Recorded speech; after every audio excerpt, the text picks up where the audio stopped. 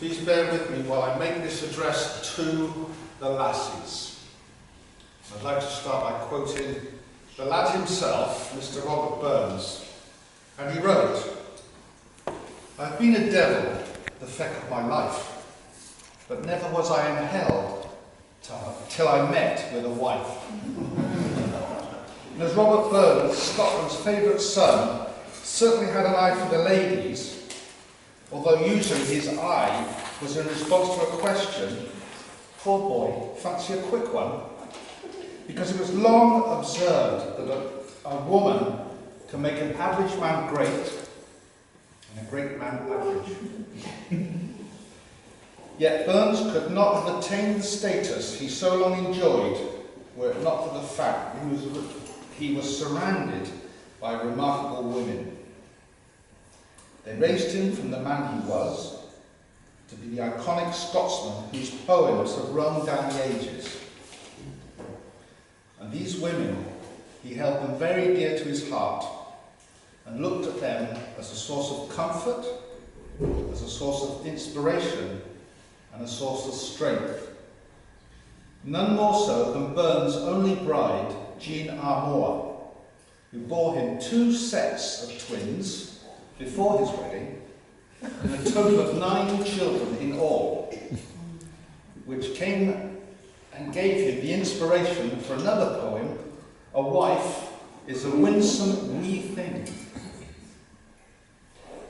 And the irresistible beauty and sensuality of the women who inhabited the world of Burns is evidenced by the fact that he was responsible for, or heartily irresponsible for, no fewer than 13 children through a liaison with at least 5 women, whose names we all know, and over this in the course of 11 years. Well, that's quick work for any man. But the relationships were not always as sweet as all that.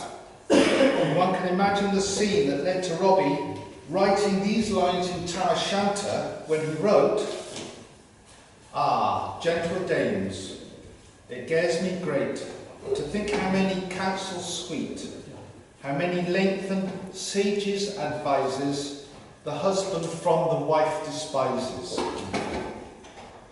And isn't it true that whilst we love the ladies, which man here has not had cause to curse them at some point in his life? Because they infuriate us with what we see as a lack of logic.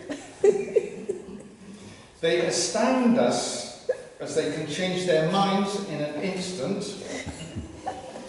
And above all this, the most maddening thing is that we, the men, go along with this. Whatever they say, because we adore them and would do anything to please them. I mean, actually, what choice have you got?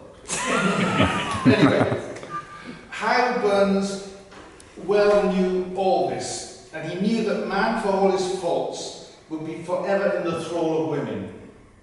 And he wrote, "To see her is to love her, and love but forever..." No, sorry, I'll start again. "To see her is to love her, and love but her forever. For nature made her what she is, and never made another." Women must acknowledge that men, who when we try our hardest to please you all, and keep you happy, are worth preserving and staying with, though it may not seem so at the time. And we, for our part, acknowledge that we will ever be in the debt of the fairer sex, for it is to you that we owe everything, our wealth, that's sort of gone, our health, my doctor says I'm okay, and our happiness. And I'd have to say I'm happy, wouldn't I? And Burns knew that we were never going to match up to the ladies at all. And so he wrote, "All nature swears the lovely dears, Her nobler work she classes. Her pretense hand she tried on man, and then she made the lasses.